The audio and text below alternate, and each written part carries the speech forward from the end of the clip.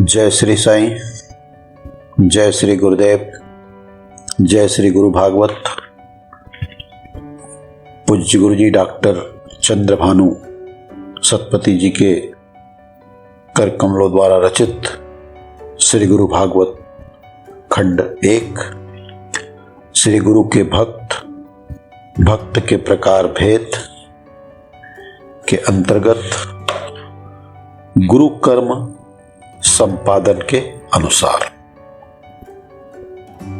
गुरु कर्म संपादन के अनुसार आइए आज हम पारायण करें गुरु कर्म संपादन के अनुसार।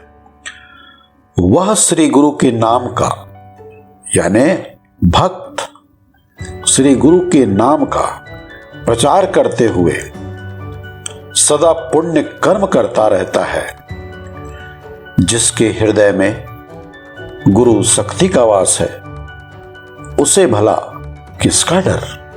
जिसके हृदय में गुरु शक्ति का वास है, उसे भला किसका डर। वह बुद्धि एवं दंभ को छोड़ देता है।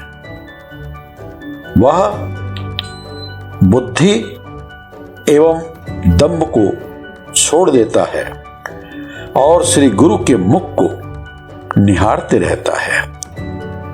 श्री गुरु का आदेश मिलने पर वह सिंह शावक के समान चलता है। गुरु कर्म करते समय वह कभी भी भय नहीं करता। यदि कभी शंका की स्थिति आ भी जाए तो वह भय से ग्रस्त नहीं होता। श्री गुरु से दिव्य गुण पाकर वह जगत का कल्याण करता है। वह ना तो मोहग्रस्त होता है और ना ही भयभीत होता है। वह जय और पराजय की भावना से परे होता है।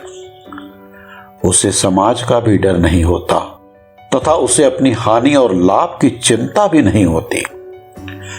वह जगत जंजाल में मस्त हाथी के समान निर्भय होकर विचरण करता है। समाज का पतन होने पर वह विरोध के साथ रूढ़िग्रस्त मान्यताओं को तोड़ता है। नव समाज का सृजन करने के लिए वह मृत्यु का भी भय नहीं करता। वह गुरु नाम को मुख में धारण करके समाज में निर्भय होकर घूमता है। तीव्र वेग से बहने वाली संसार रूपी नदी में श्री गुरु ही नौका के समान हैं, जो कि विपत्ति से सदा बचाते हैं। संसार रूपी नदी में श्री गुरु ही नौका के समान है, जो हमें विपत्ति से सदा बचाते हैं। उसके सब काम सरल हो जाते हैं और स्थिति अनुकूल हो जाती है। गुरु के कर्म के लिए जिस साथी की आवश्यकता होती है, वह स्वयं ही उसके सामने आकर खड़ा हो जाता है। जब उस भक्त को गुरु कर्म के लिए किसी साथी की आवश्यकता होती है, तो वह स्वयं उसके सामने आकर खड़ा हो जाता है। श्री गुरु का कर्म करते हुए भक्त को गुरु की शक्ति मिलती है। श्री गुरु का कर्म करते हुए भक्त को गुरु की शक्ति मिलती है। वह अपने दुख और कष्ट को भूलकर भूताविष्ट की भांति गुरु के कर्म में लगा रहता है। वह अपने दुख और कष्ट को भूलकर भूताविष्ट की भांति गुरु के कर्म में लगा रहता है। ऐसे भक्त का कर्म निष्काम होता है। ऐसे भक्त का जो कर्म है वो निष्काम होता है। वे मात्र गुरु प्रेम की ही चाहत रखते हैं। वे मात्र गुरु प्रेम की ही चाहत रखते हैं और इसका जीवन और इनका जीवन पुण्यात्मक होता है। ऐसे सुभक्त महान होते हैं, ऐसे सुभक्त महान होते हैं। भक्त अपने अनेक प्रकार के अनुभवों के द्वारा गुरु के स्वभाव को जान पाता है। भक्त अपने अनेक प्रकार के अनुभवों के द्वारा गुरु के स्वभावों को जान पाता है, इसीलिए वह निर्भय चित्त से श्री गुरु के कर्म में लगा रहता है। इसीलिए वह निर्भय चित्त से गुरु के कर्म में लगा रहता है। ये गुरुदास भक्त श्री गुरु के पट्टठ शिष्य होते हैं, जिनके इष्ट देव श्री गुरु होते हैं। गुरु कर्म ही उनका स्वभाव बन जाता है। ऐसे भक्त कर्मी का गुरु कर्म कभी समाप्त नहीं होता। ऐसे भक्त कर्मी का गुरु कर्म कभी समाप्त नहीं होता और उनके जीवन में उत्तरोत्तर कर्म का परिसर बढ़ते जाता है। श्री गुरु के कर्म सरल से अधिकाधिक कठिन होते जाते हैं। श्री गुरु के कर्म सरल से अधिकाधिक कठिन होते जाते हैं और फिर इस प्रकार वो महत् कर्म करके नाम एवं यश का अर्जन करता है। इस प्रकार वो महत्वपूर्ण कर्म करके नाम और यश का अर्जन करते हैं। श्री गुरु के कर्म में बाधा उत्पन्न होने पर, श्री गुरु के कर्म में बाधा उत्पन्न होने पर भक्त को तत्काल सहायता मिलती है। जब गुरु के कर्म में कोई बाधा उत्पन्न होती है तो भक्त को तत्काल सहायता मिलती है। वीर सुभक्त को गुरु कृपा का ऐसा अनुभव मिलते रहता है। वीर सुभक्त को गुरु कृपा का ऐसा अनुभव मिलते रहता है। अन्य लोगों के लिए जो काम जटिल होता है, कठिन होता है, ऐसे भक्त के लिए वे सरल होते हैं। श्री गुरु का कर्म करते समय गुरु कृपा से इनका घर संसार चलते रहता है। गुरु कृपा से इनका घर संसार चलते रहता है। फिर भक्त धीरे धीरे श्री गुरु की प्रच्छन्न लीला को समझने लगता है और उसी से उसके विश्वास, कर्मदक्षता तथा साहस की वृद्धि होती है। उसी से उसके विश्वास, कर्मदक्षता तथा साहस की वृद्धि होती है। जब भक्त का श्री गुरु से संपर्क गुणोत्तर हो जाता है, बहुत प्रगाढ़ हो जाता है, तब कर्म का परिसर भी बढ़ते जाता है। कर्म का परिसर भी बढ़ते जाता है। जब श्री गुरु ही प्रच्छन्न रूप से हैं, जब श्री गुरु ही प्रच्छन्न रूप से हैं, तो शिष्य को व्यर्थ चिंता की आवश्यकता ही क्या है। जब गुरु प्रच्छन्न रूप से हैं, तो शिष्य को चिंता की क्या आवश्यकता है। भक्त एक चित्त होने पर, भक्त एक चित्त होने पर श्री गुरु के संकेतों को जान पाता है।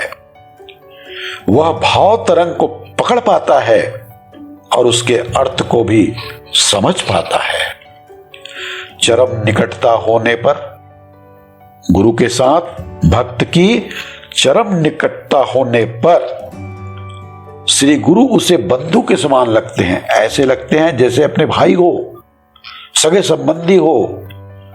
दोनों ही सखा भाव से युक्त होकर आपस में मधुर भाव से खेलते रहते हैं। सखा भाव अत्यंत मधुर होता है, जैसे श्री कृष्ण और अर्जुन का था। सखा भाव अत्यंत मधुर होता है, जैसे श्री कृष्ण और अर्जुन का था। भाव का खेल जब सहज हो जाता है, तब भक्ति के साथ मौज भी मिलती है। भाव का जो खेल है जब सहज हो जाता है तब भक्ति के साथ मौज भी मिलती है।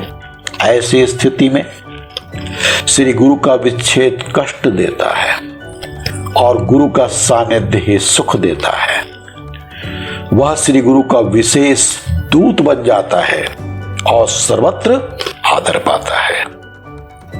वह श्री गुरु का विशेष दूत बन जाता है और सर्वत्र सभी जगह आदर पाता है।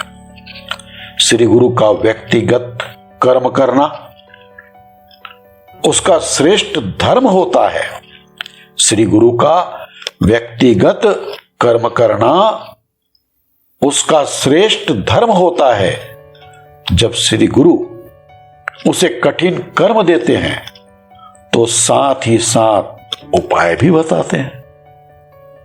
जब श्री गुरु ऐसे भक्त को कठिन कर्म देते हैं तो साथ ही साथ उसका उपाय भी बताते हैं। गुरु पीठ में उसका स्थान महत्वपूर्ण और पवित्र होता है।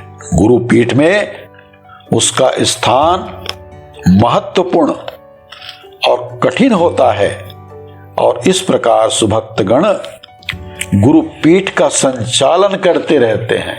इस प्रकार सुभक्तगण गुरु पीठ का संचालन करते रहते हैं। गुरु नाम से ही उसका स्वभाव झरता है और गुरु के कर्म से उसे तृप्ति मिलती है। श्री गुरु का दर्शन करने के अभिलाषी लोगों को वह उनके पास ले जाता है। श्री गुरु का दर्शन करने के अभिलाषी लोगों को वह उनके पास ले जाता है। श्री गुरु उनकी बातों को टालते नहीं हैं। श्री गुरु जो है उनकी बातों को टालते नहीं हैं और उसी से सेवा की अपेक्षा भी रखते हैं। फिर वह भक्त सदा श्री गुरु के साथ रहता है। वह भक्त सदा श्री गुरु के साथ रहता है और दिन रात उन्हीं के साथ बिताता है। वह भक्त सदा श्री गुरु के साथ रहता है। गुरु के साथ रहने का अर्थ यह है कि भाव रूप से वो दिन रात गुरु के साथ रहता है। भाव रूप से दिन रात गुरु के साथ रहता है और इस प्रकार वो भक्तवीर आश्रम के समस्त कर्म को संभालता है और इस प्रकार वह भक्तवीर आश्रम के समस्त कर्म को संभालता है। वो सदैव गुरु कर्मव्रती होकर दिन रात बिना विश्राम किए श्री गुरु के ही कर्म करता रहता है। वह दिन रात बिना विश्राम किए हुए श्री गुरु का ही कर्म करते रहता है। आइए मेरे भाई बहनों, आज कथा को हम यहीं विराम देते हैं।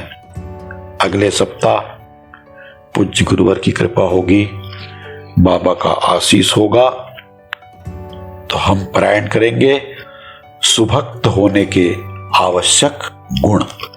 सुभक्त होने के आवश्यक गुण।